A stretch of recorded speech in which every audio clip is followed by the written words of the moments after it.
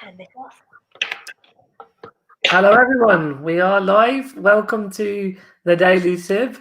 We're a little bit later, but that's the beauty of running your own show. We can play around with the times, and I put the advert up, so hopefully you saw that we're going to be starting at 12:30. But I'm so excited to chat with Sam. We've met a few times in person, but it's always been a bit rushed with like production shoots and other stuff going on around it, and like the Power 100 as well. So it's going to be nice to just have this calm, still opportunity to really chat around all sorts of topics. So thanks for joining us, Sam. Thank you, and I'm sorry for my lateness. That is a real diva moment. I did have a genuine reason. So thank you for anyone who was hanging on, because I know normally you've got your hardcore fans that tune in at noon. So I do apologise. I've just returned to my home in Shoreditch in London. I've been shielding at my mother's for the past 3 months, I suppose. And as you know, when you get home, it's just carnage. So my oven wasn't working. My shower's got a leak. I've got like piles of like letters and people going, if you do not reply to this letter, we will fine you thousands of pounds. So it's just been a bit bedlam, and I've just kind of sat there going, do I just want to cry in a corner, or reach for the gin bottle? But yeah, so that was my palaver this morning. So I've got my PA. I've not seen my PA for so long. So lovely Louise. You probably see a pottering in the background in a bit. Still not made me a cup of tea, Louise. I do normally speak to her nicely, but yeah, Louise is a lifesaver. But it's been a challenge for both of us, because obviously Louise, she's a mother, she's got children, so it's even just her being able to continue her role as a PA. And kind of navigate her life and her own restrictions. That was one of the reasons really why I decided to shield, because it was just yourself, there just wasn't that much guidance out there. Yeah, it's been so confusing, hasn't it? It was literally like, use your common sense, and thank God I'd like to say that I have got a lot of common sense. And Louise, she's extremely good at her job, but it was a little bit like shit. What do we do? And she also looks after another lady who is I hate the word vulnerable, but I suppose vulnerable. Within that context, yeah. In that context, and so and this other person has got external care. So right at the beginning, it was like, God, you could be shielding yourself, but then when you've got someone to come into your home who could potentially need to be quite intimate with you, it's like you can only make so many provisions. And obviously at that point, we didn't have any masks, we didn't have any PPE. So that's why I decided to go back to Lancashire, which wasn't bad at all. It was it was nice to spend time with my mother, my stepdad. Although we've never seen really eye to eye, that was quite an interesting one. I think we both kind of, I don't know, just were like, okay, we're both stuck together, so we might as well get on for everyone's sake. You weren't talking Brexit, were you, with him? Oh my God, no. Do you know what? He's got quite a big home, so he's got like a converted barn. It's very beautiful.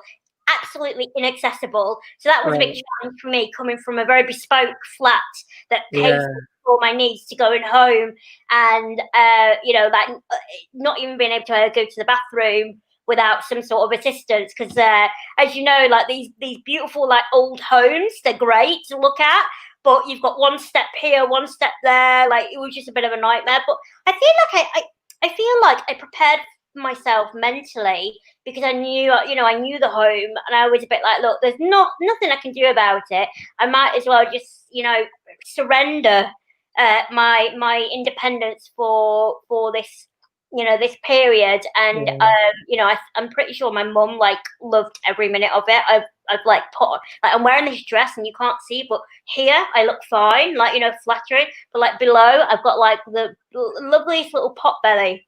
You can't beat mum's food, eh? Pot belly. She, like, honestly, she just like every morning she'd be like bringing me a cup of tea, which is lovely, and then like brioche and biscuits. So wow. I've just been eating brown need like green and foliage in my life. I've become very Shoreditch, very like, where's my quinoa? You know, where's my kale? So yeah, it's good to be home. It's just a bit overwhelming right now.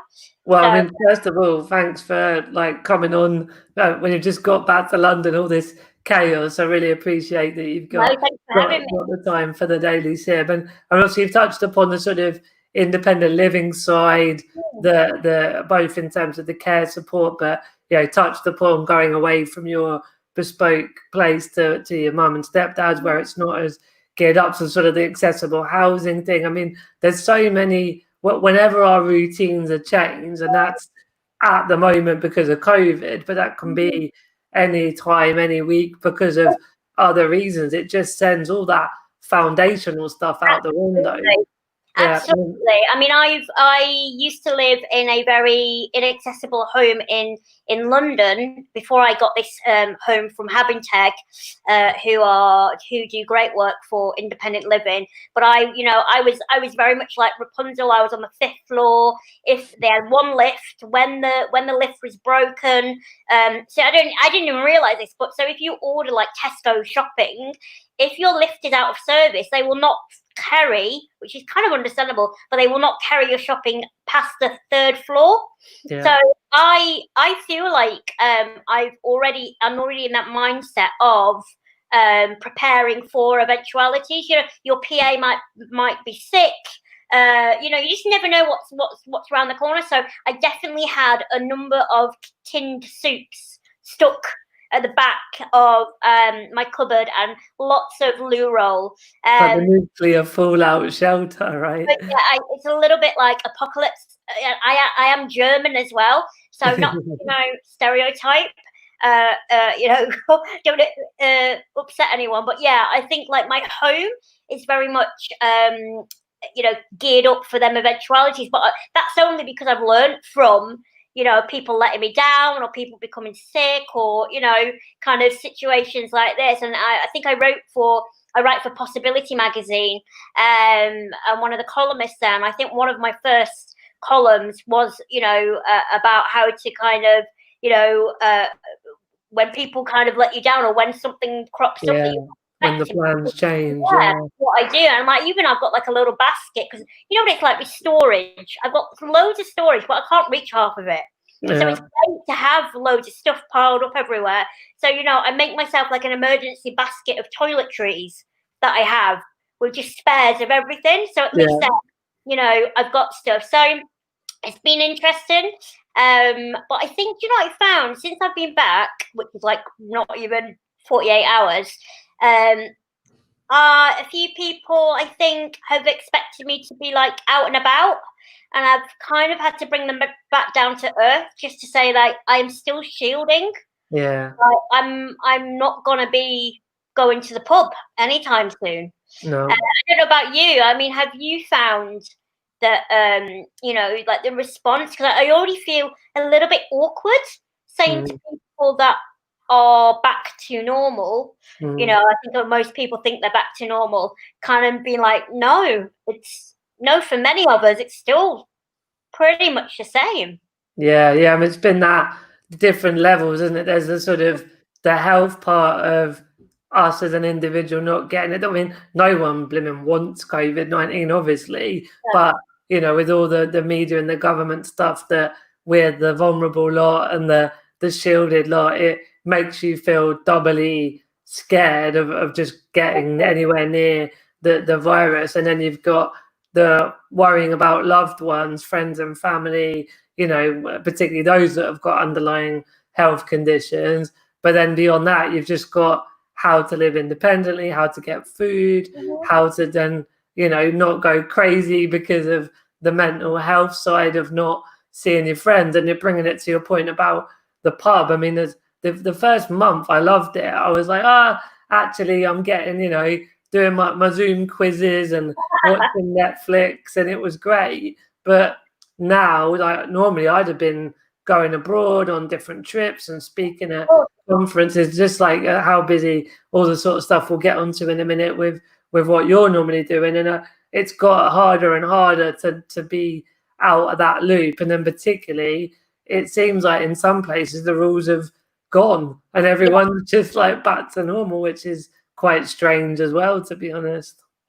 It is, and it's kind of, in one respect, it can be a bit frustrating. I try not to judge anyone, but equally, I think right at the beginning, and I'm quite, even though I'm in the public eye, I'm quite an kind of private person. I remember you saying that to me before. Sorry, my cat. It's so surprising because you're so outgoing, Oh, see, I mean, I love my own. I love my own space. I love my own thoughts. I'm quite creative. I like being in my own head. And so yeah, I mean, I reserve all my energy and all my kind of pizzazz for when I'm doing, what I do best, and that's, campaigning or acting or, kind of any kind of TV work, which is great. But yeah, I love my own company. I've got a cat now, so I've become a real cat woman. But I think a lot of people have actually, in my life, have found that a little bit odd because they've noticed more how, because I've not really done any Zooms. I've not really, kind of been as disposable as people would probably like. I struggle a lot with anxiety anyway. So if someone were to invite you to the pub or invite you somewhere, you can physically kind of say, no, I don't want to do that. But I found with like a Zoom thing, because you kind of don't have an excuse because you're just there on your phone. Yeah. And I found that hard to kind of tell people that, it's not that I don't want to be their friend or in their lives, but I genuinely, I struggle. I struggle with fatigue. I struggle with, being kind of, the life and soul a lot. So I don't know, that for me has been a real challenge, because I don't want to, piss off my friends, and I don't want to be like, look, I'm not going to be there for you. But, it's all, I mean, you'll know yourself, all my energy is going into making sure that I don't, my company doesn't go into bankruptcy. I still have work. So even though people are, but I see you're on Instagram all the time, and I'm like, but you've got to understand that's a platform for work.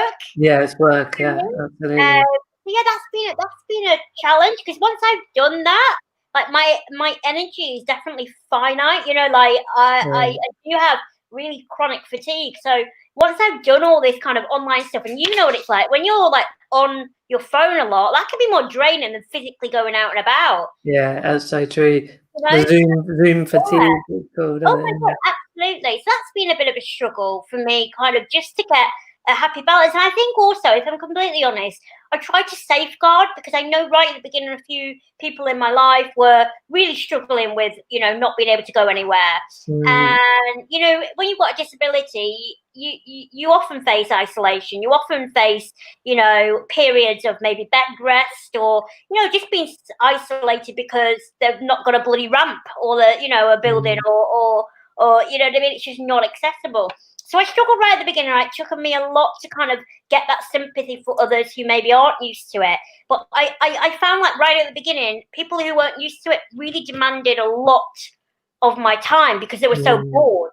And I was a bit like, okay, so I get it, but what will happen is I will be there for you 100%, and I'll be doing this for you, and I'll be doing that, and I'll be doing that. But you know what?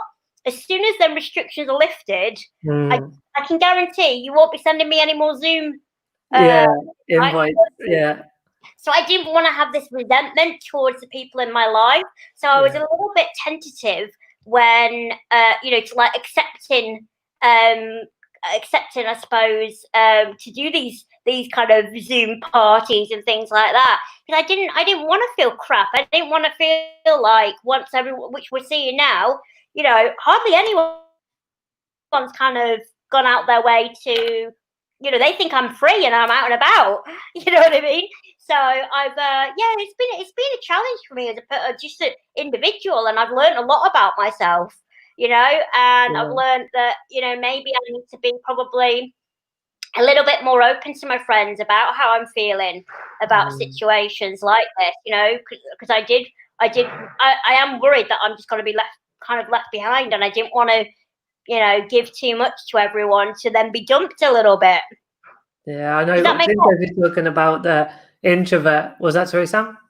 Did that make sense? No, it made a lot of sense, absolutely. Because I know I was going to say, I'd heard or read up somewhere recently about the introvert extrovert thing. A lot of people take it as sort of shy versus outgoing, but actually, it's more about how you're charged. So some people that are more extroverted, they feel quite charged and buoyed up by being around lots of people. And an introvert it doesn't mean they don't like being around people, but they're just more charged and yeah, like you say, kind of getting your own thoughts together and being creative and coming up with those new ideas. It's really important to have that solace, but it doesn't mean that an introvert is crap with people. No.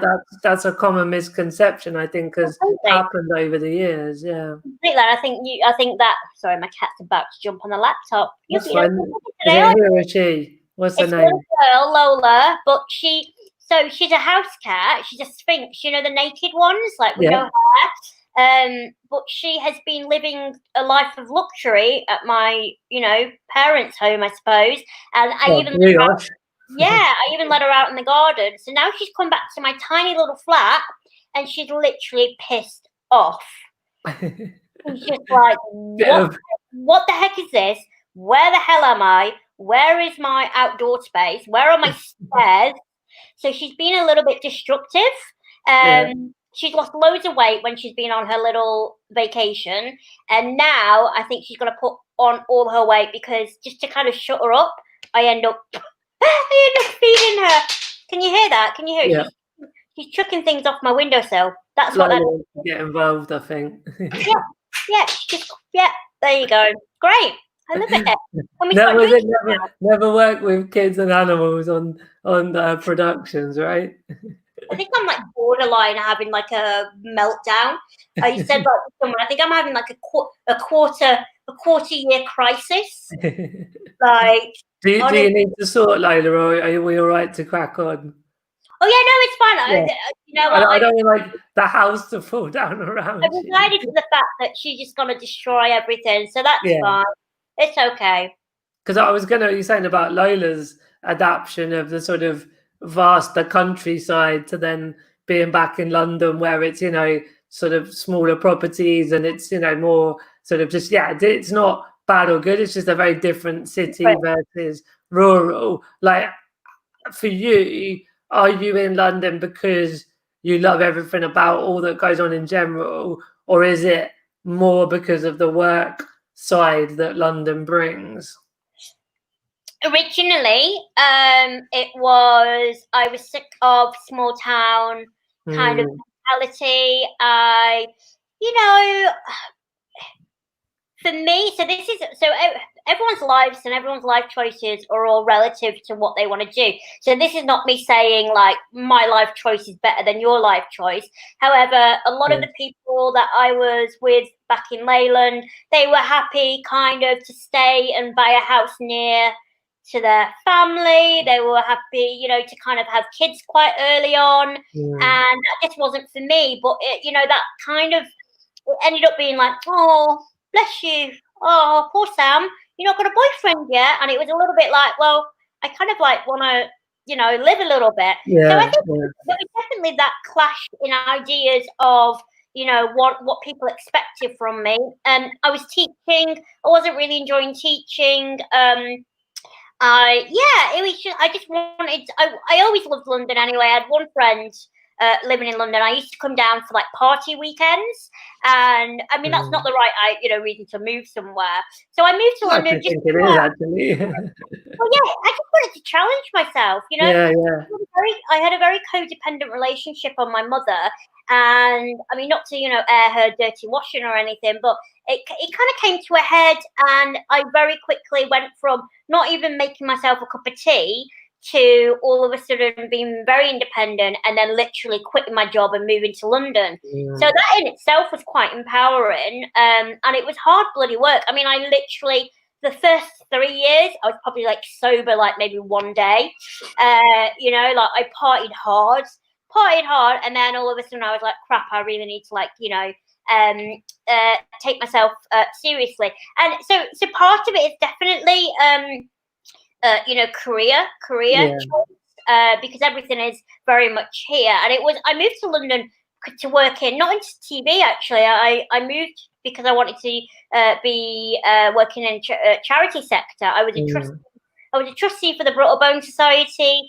And then I volunteered at Action for Children. That was my first kind of role in London. And then I kind of stumbled into the acting, although I've always had a passion for acting. And then the rest is kind of history.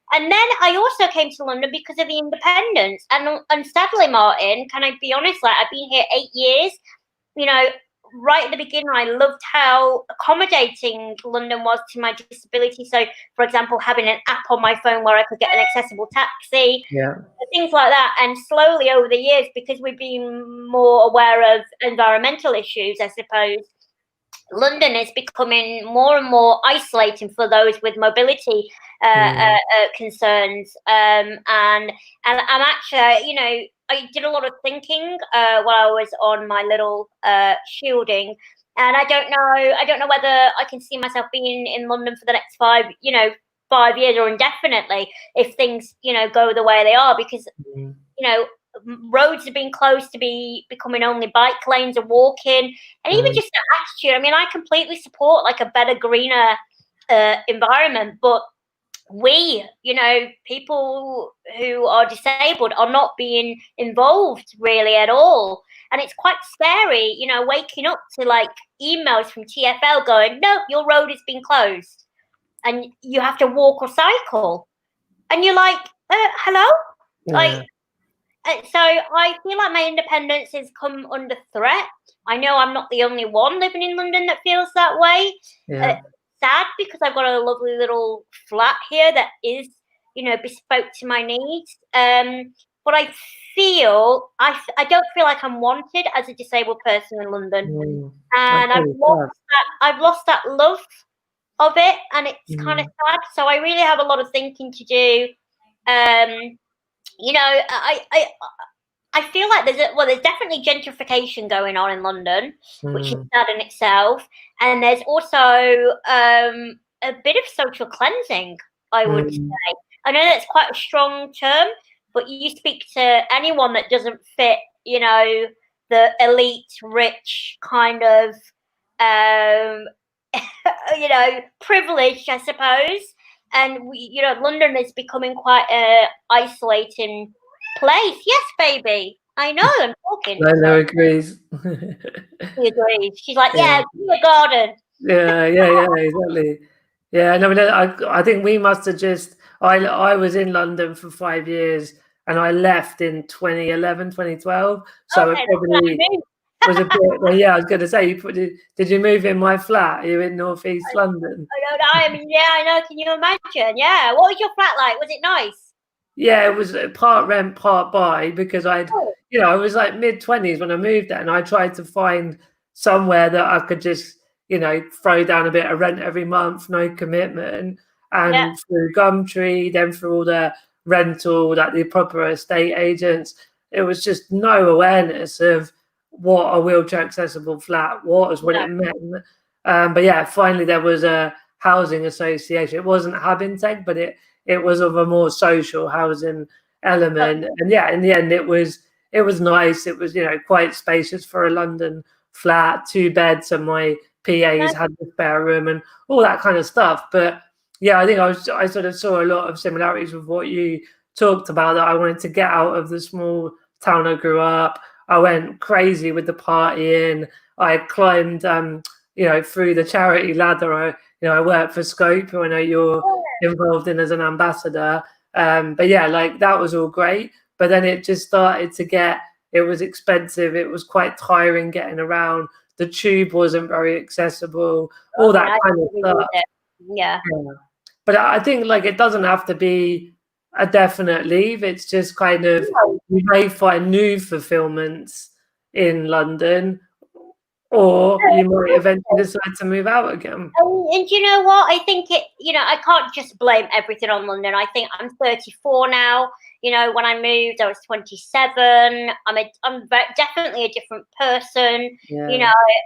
I kind of hated rural life, and like now when I've been back, I'm like, oh my god, birds! Oh my god, green! Oh, grass!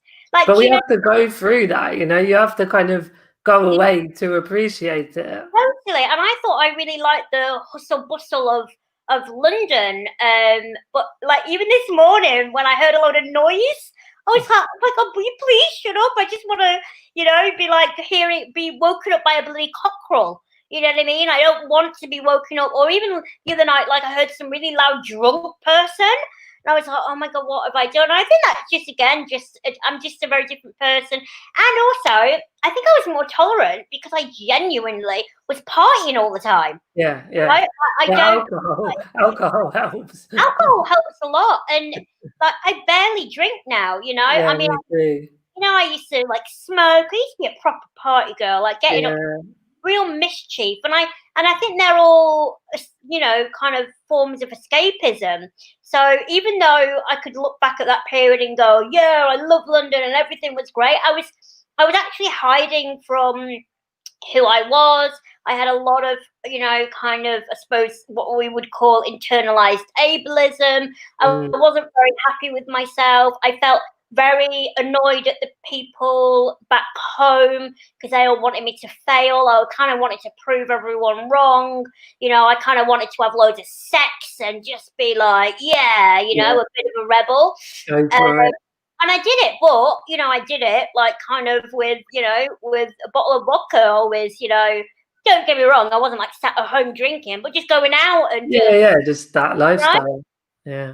Being like crazy. And that's, do you know what? I love that about London. I mean, from that respect, but now like I couldn't even just going to a crowded pub gives me anxiety, but that's because I'm not getting drunk all the time. So, and I think also, it's that fine line of when you have a disability. So I'll give you an example. So if I used to go to a pub or a bar, and if it wasn't accessible, I would be quite happy to let some random person pick me up and carry me down the stairs, whether they were intoxicated or not, which is fine.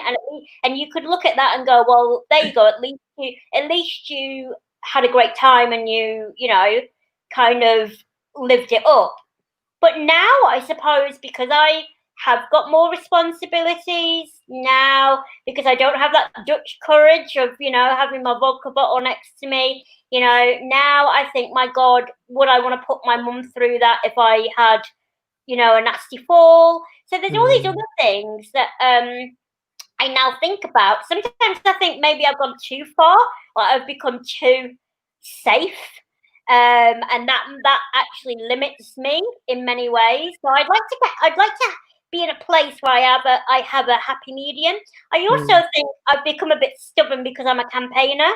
So I'm a little bit like, if you do not provide, me with an accessible loo, I'm not coming in. Whereas before, I probably just found a bottle and go pee in a bottle in a corner. You know what I mean? So I don't know. Is that just an age thing?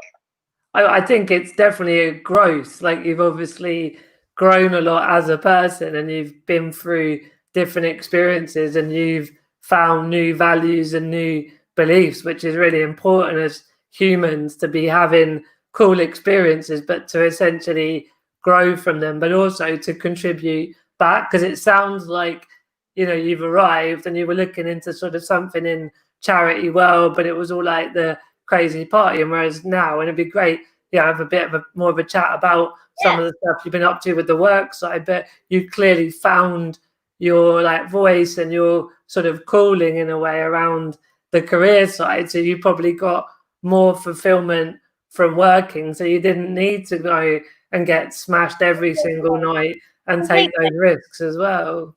Completely. And I still think I've not found exactly what I want to be doing for the rest of my life. I love my acting. Luke, can I have a cup of tea, please? Thank you. Can I have one as well, please? Well, Martin have one as well. How do you take it, love? Just milk. Oh, and some quinoa as well. I'm not even joking about the quinoa. I've really missed quinoa. We have some biscuits.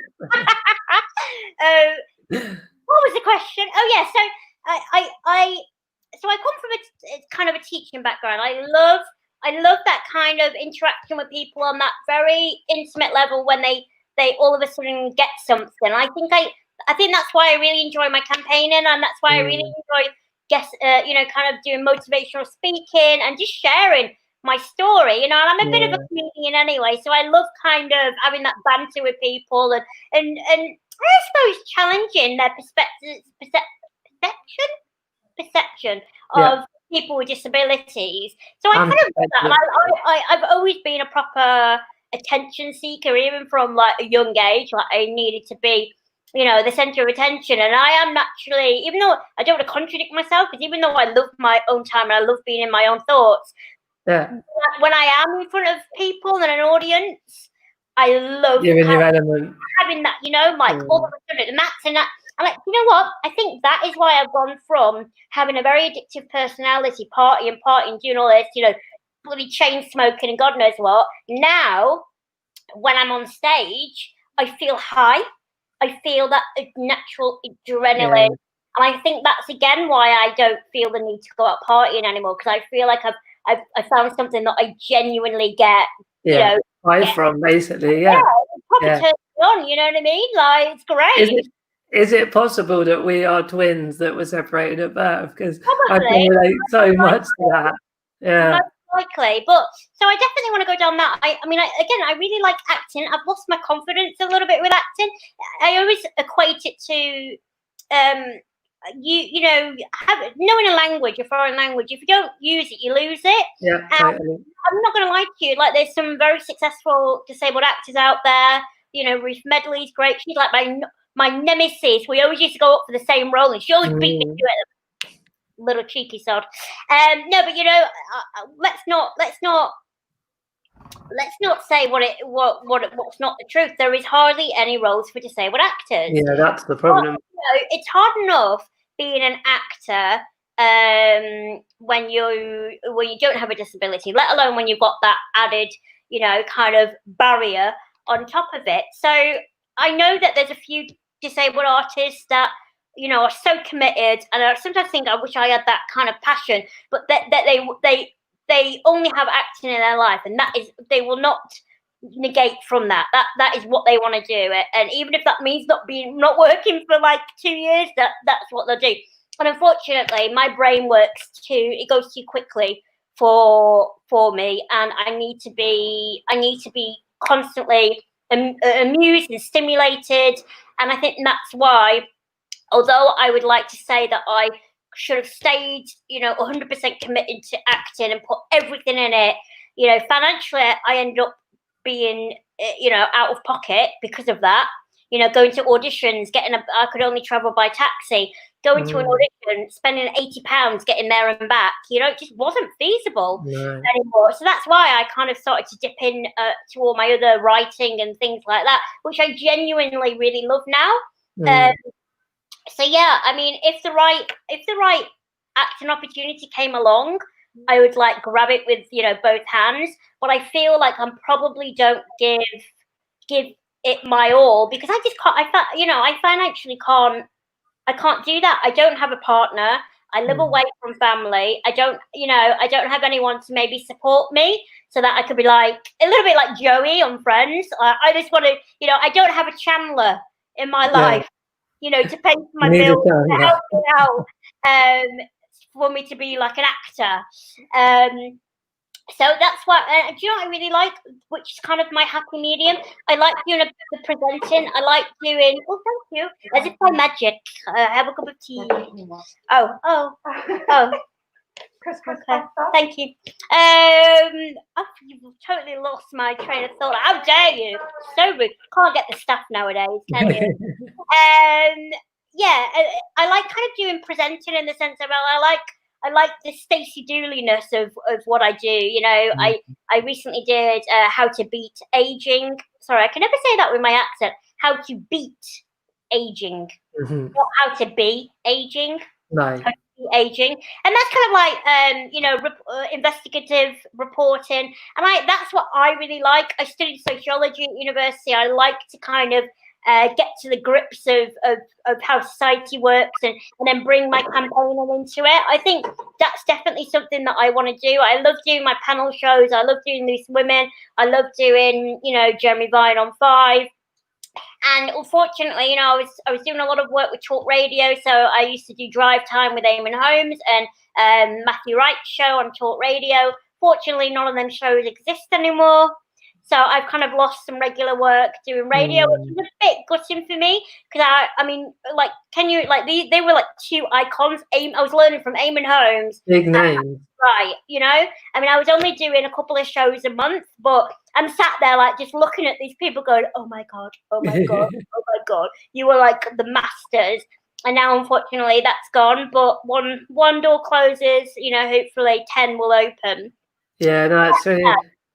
I mean, I think I want to just, on the acting side, be great just to hear a little bit about the Maltesers ad, because it's like, obviously, you know I'm running this marketing and advertising agency, but as a vehicle to get more disabled people represented in marketing and advertising, and we always cite your advert with Maltesers, because it's phenomenal that it happened and that you were in it. But the problem is, there's not been a whole load of similar ads with disabled people since, right? And that was 2016, and that definitely put me on the map, so to speak. I'm very grateful for it. I often joke that when I die, my tombstone will look like a Malteser, and people still stop me now, which I think, I mean, that just goes to show, like, the power of it.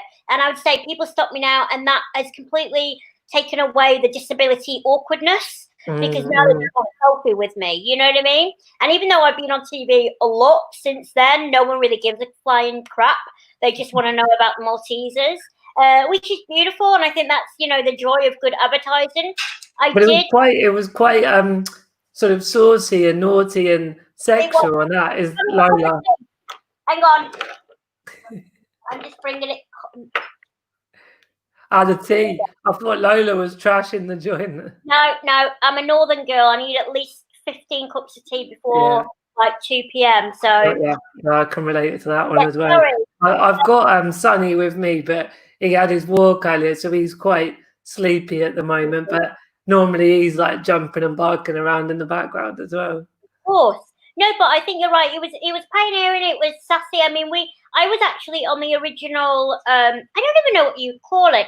So when they were doing some market research, and they had kind of round tables with a whole host of people with different impairments, and asked them what are genuine stories. So what you actually see, the end results of the 3 Maltese adverts, they were based on true kind of stories told by people with disabilities, which I think is great, and they were quite sassy. I think for me, what was quite kind of disappointing, because I know that the profits went up. They had the best profits that they'd seen in 6 years. Right. Wow. From the adverts, which I don't want to say the specific percentage, because I'm not 100% sure, but it was quite a big chunk. Yeah. And I actually proposed that they did, because for anyone that's not seen it, I go to a wedding, I by accident roll over the bride's foot, and everyone's mortified when I tell the story, but I go, well, don't worry, because I left with the best man's number, so winning. And I proposed that I should come back and do like a sequel, or like a few, like, a bit like the Nescafe adverts. Yeah. And like be like, look, now I'm with the best man, or our first man. And unfortunately, they just didn't take me up on the offer. And I just thought, not only for my own personal gain, obviously great, more money for me and more exposure, and doing something that I enjoy, but also, obviously, I just didn't understand, because the statistics were there. Yeah. Instead, they published it. They were saying how proud we were of being inclusive, and this is great, and this is like a changing point. Yeah, they, like you said, they didn't capitalize on it. Why do you think they didn't? Have you got any idea why? No, and I remember being in like seeing, the people in charge a few times afterwards, and like genuinely say, like, it wasn't like a flippant comment, and they were like, oh yeah, it was still just like, oh, like kind of, yeah, okay, that would be fun. That's Yeah. that.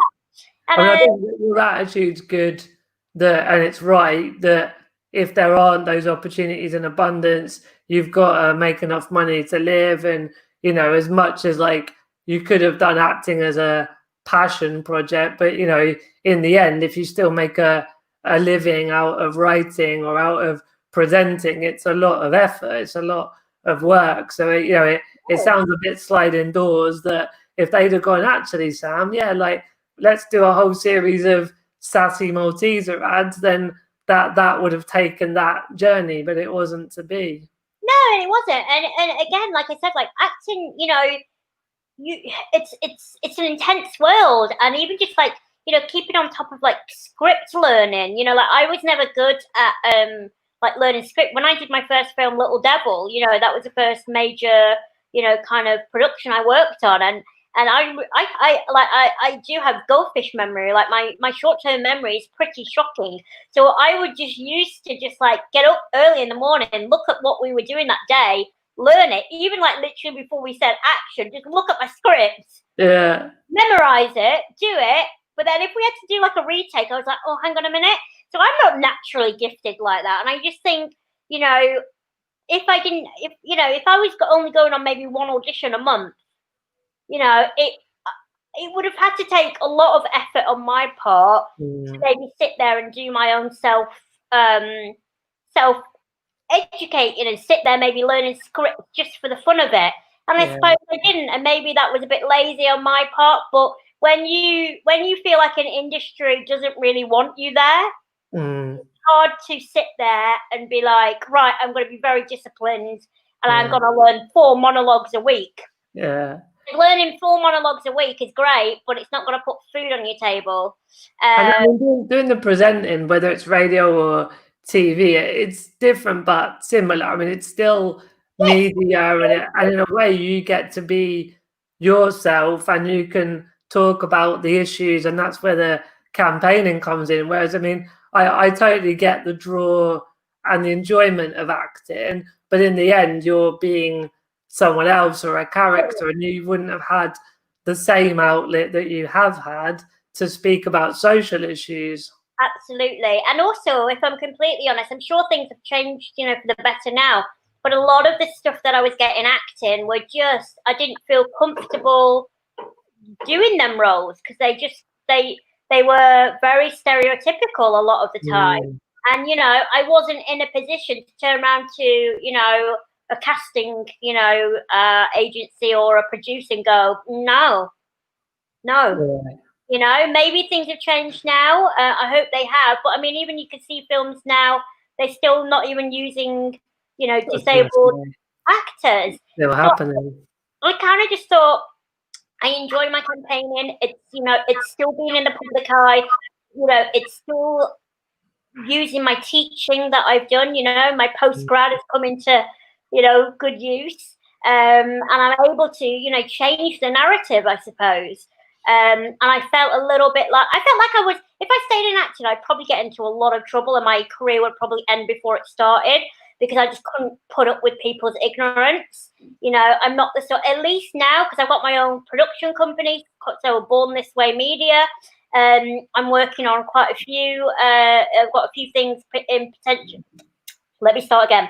I'm developing a few things with some interest from a couple of channels. And I'm working with people who are actually wanting to understand disability, and I can actually be like, no, don't use that word. No, that's not how a disabled person would behave or act, or that's not the message we want out there.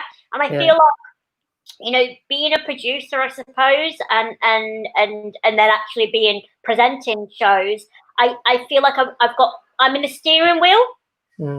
Whereas acting, I would never have that authority. unless I was, you know, Will Smith, then I was making millions, and then I could say whatever I wanted to say or do. You know, I feel like you don't have that ability.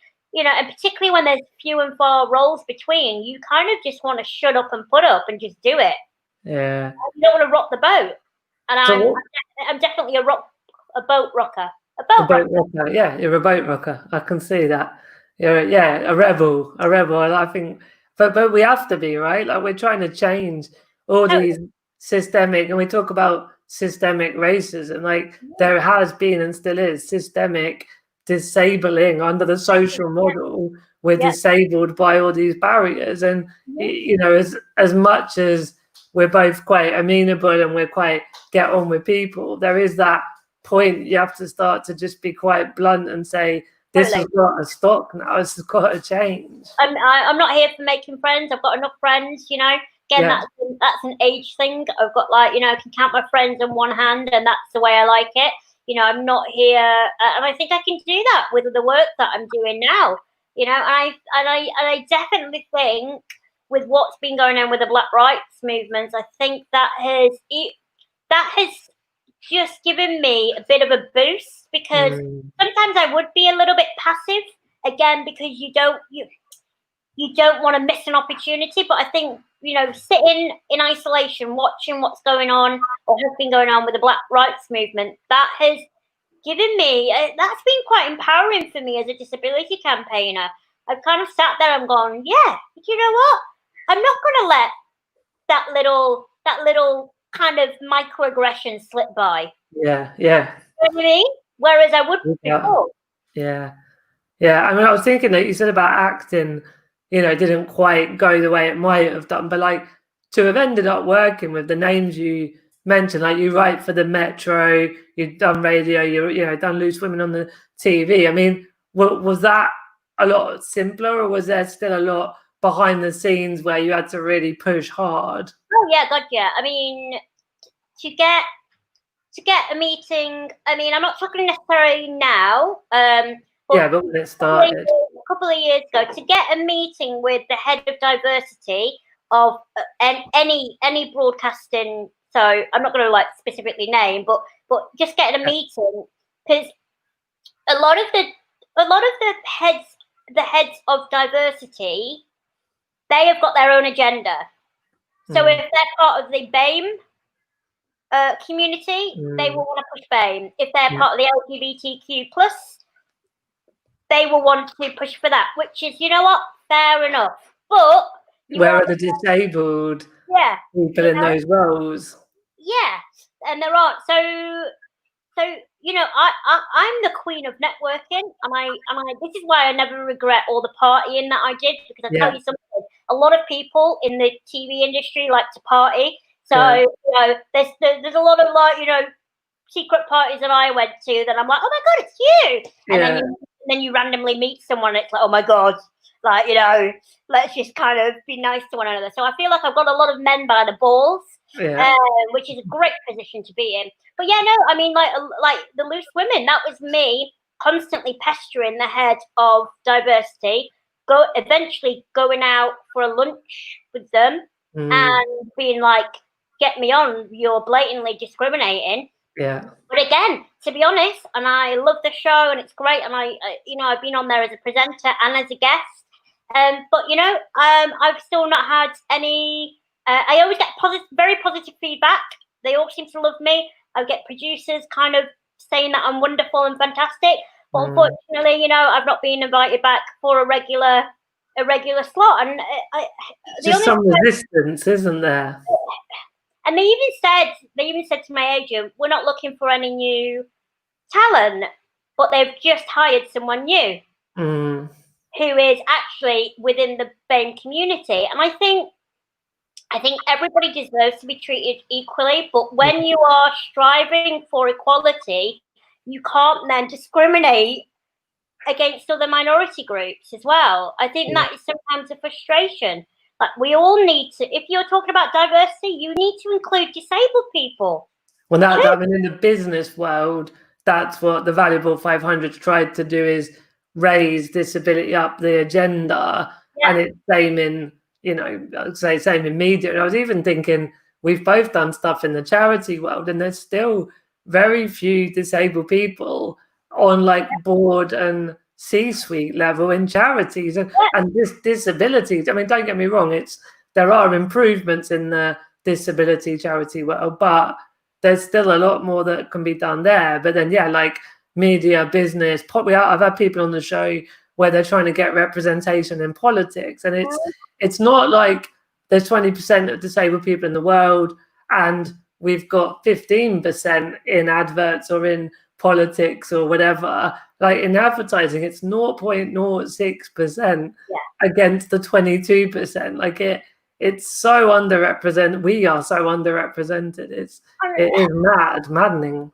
It is maddening, and it's sad, and it's frustrating, and I feel like I'm very lucky. Like I've worked hard, I've worked my ass off, but I also think that I'm in a privileged position because I've always been cheeky, and I've always asked, I actually don't get, and I don't know, I've kind of just like, yes, I have worked extremely hard, but I've been very lucky in many respects, and I think this is why I get frustrated because, like the Valuable 500, who I've worked with on a number of occasions, I like their message because, we can't stop cherry picking what we see as acceptable diversity. And, even when people say to me, yeah, but I see that one girl in the wheelchair on TV or whatever they say, and they think it's all hunky-dory. And it's like, but, that was just, that's just tokenistic. We need to be everywhere. And even going back to the cycle lanes and the pedestrian, zones that are coming up out of London, because I get quite vocal on Twitter about it, and I get a lot of cyclists giving me hell on wheels, literally, no pun intended, because they're like, yeah, but there's hardly any wheelchair users. And then I start throwing stats to them. Yeah. And they're like, oh. Yeah, we're not as visible because we can't get down the street as easily. Exactly. It's like when you were doing it, when you used to go clubbing, did you used to get people saying to you, oh, I think it's really great that you're out. Absolutely. I'm not exceptional. I'm not inspirational. It's just because I've got I'm a pisshead. Yeah. I'm just stubborn. I've got a lot of gay friends that don't mind picking me up and carrying me. Yeah. You know what I mean? Totally. Oh, we could go on about those injustices forever, but no, I think we're similar in that, and you kind of just touched on it now as well. But I think it's so important to put that message across to everyone watching that yes, there are these barriers and injustices, and we've got to speak out.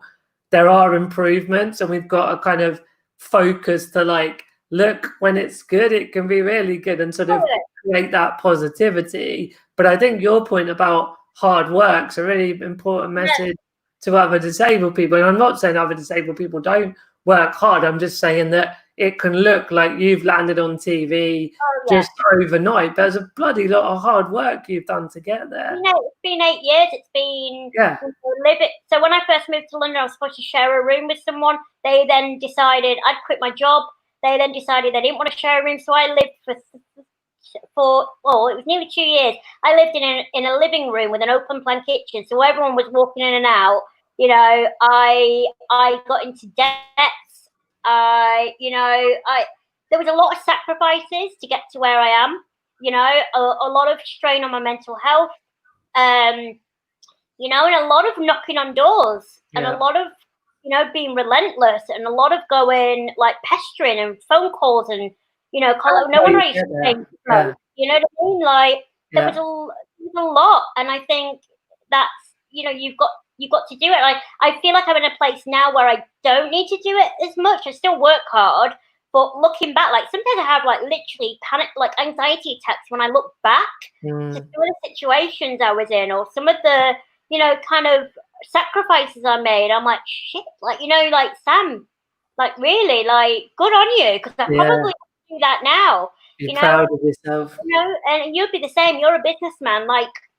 There's a lot of rejection. There's a lot of, things that don't work. There's a lot of kind of people saying, yeah, and then not pull through, and you've got to it. And I think, now, you know, you've got this social media. Like, I'm rubbish at social media. It doesn't really interest me. I do it because I feel like I need to do it. I've invested in it more during shielding because I've lost a lot of contracts and work. But, you know, I would say to any youngsters, because we're old now, you know, like, you were in such a better position than you or I were, because, you know, like, you can set up a YouTube channel, you can set up an Insta channel, you can really promote yourself for free. Yeah, that's all pretty powerful. Yeah, you know, I feel like I'm late to the game now, you know, but so capitalize on that. Like, you've got, I feel like you're in probably a better situation. And actually, you know, I'd like to think that I've maybe paved the way for other people to have opportunity. And there's, you know, there's many game changers. There's many disabled influencers that have definitely, you know, flown the flag. But yeah, don't expect things to come in your lap. And I know it. I get people messaging me thinking that I do get, you know, given opportunities. You know, I've never slept with anyone for an opportunity, so that says a lot in itself. Yeah, it does. The networking is a very important, like, not to say, you know, obviously networking and sleeping with people is a totally separate element, but I think your point about the networking is another really important point for people watching to consider. And, you know, back to your point just now about social media, you can like, I have got in the door with people in really big businesses, really high up CEOs or marketing directors, by just private messaging them on social media. But you also need that regular enough content, and that they can see as soon as they look at your profile that you mean business and there's something about you. So it is that consistency of, you know, getting your voice out there and talking about what you care about, whatever that may be. You know, some people are into just fashion, some people in sports. Like, it doesn't have to be a broad brush disability campaign, and it can be very specific. But like, people are so interested in representation. But I think we're at that. I feel like with Purple Goat, we're at this sort of tipping point, and we've been pushing this boulder up the mountain. And I can see the fear in a lot of brands' eyes, but I also think they are seeing the opportunity on a business level, but on a let's do some good stuff in the world as well. And I feel like eventually it's just going to go whoosh. And so the more people that are doing their own passion and being on social media, there's going to be more opportunities for disabled people, which is exciting as well. Totally. And I think, you know, you've got to sometimes work for free. You've got to sometimes, you know, work from the bottom. And I think that a lot of people have kind of said to me, I know my price tag now, and I don't think anyone should just, you know, I've had to work for free just simply because people think that's what disabled people do, because we're grateful for any opportunity. So I always think, you know your worth, but equally, if you're starting out and you've not worked with people, that, you know, you might have to work for free. If you're a blogger, you might show your worth. Yeah, exactly. You've got to, you know, kind of like be a bit of an intern, so to speak. But say my motto is say yes to everything. You know, just say yes to everything and figure out how to do it, you know, along the right, and don't let fear stop you. You know, don't let fear hold you back. Yeah, that's awesome. Listen, I can't believe we've almost been going an hour. I think we could carry on for all afternoon. I wanted to very quickly just go to some of the comments coming in from the different platforms. So Gavin saying, this was at the beginning, but saying, yay, Sam Renke. So Gavin saying, hi. Angel, did you know Angel, Sam? Oh yeah, hi Angel, hi my love. Cool, I thought you might know each other. So hello guys, and we got so good to watch. What's that? Oh, Powerhouse. Oh, that's nice. Should I get that tattooed on my bum? I think you should. I've got my glasses on, so I can't 100% see. And Paul was saying his tea goes for vodka. Do you know what? Vodka used to make me cry, so I'm on gin now. You're on the gin. I wasn't a nice person on vodka. I'm not gonna lie. Yeah, you know, I think, you know. Yeah, sorry. Go on. let's not talk about gin anymore because I really want a gin now. Go on. We have got a question. Once you've answered that, we'll wrap up. But yeah, Gavin's saying, great to see you on the Daily Sib, Sam. Who or what inspires you most in your work or life? You know, it's going to sound corny, but I think, like, I feel inspired by me. Like, I think it's good for you to actually sit back and, you know what's really nice? Go through your Instagram or go through your photos and have a look at the past 18 months and look what you've been up to. Because sometimes you lose sight of how amazing you can be and how far you've come. So I always love just like looking back through my old work and being like, oh my God, look how amazing, like, you know, like, good girl, like, well done. And I think you need to do that. But I love anyone. I love my Stacey Dooley. I love Louis Theroux. Like, I would marry Louis Theroux in a heartbeat. So these are my crushes, I suppose. Yeah, semi-inspirational, semi-crushes. Yeah. Yeah. Only cool. A little bit stalkerish. All right, we got a little bit of a delay, but can you still hear me all right, Sam? Oh, yeah. Yeah, I think we're getting back to same time zones again. It was just a 2-3 second delay.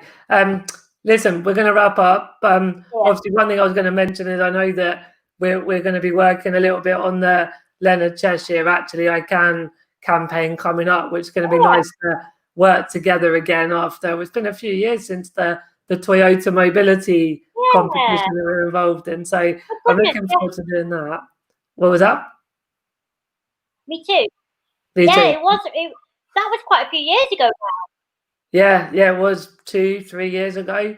But yeah, and I think, you know, it's that we're all, for everyone watching, it's back to this kind of thing that we all have different views and interests and passions. So it's like what you do, Sam, and what I do. It doesn't need to be specifically what others watching have to do directly, but I think it's that we're showing what can be done and giving people that sort of that belief of what is possible. And the more we all work together and we make that noise about inclusion, I really sense that we're involved in something quite big and meaningful at the moment, which is really exciting.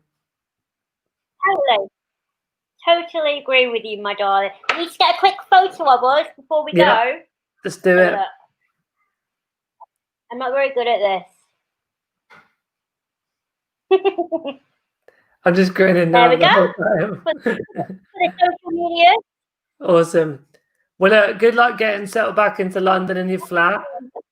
Have a great rest of the day as well. Thank you so much. And we'll speak again soon, yeah? Thank you. I'm bursting for the wee now. Go. I need a load. Too much tea. All right. Thanks a lot, Sam. Really Thank you for everyone who tuned in. Yeah. Thanks for watching. I'll see you all tomorrow for the next episode. Bye-bye.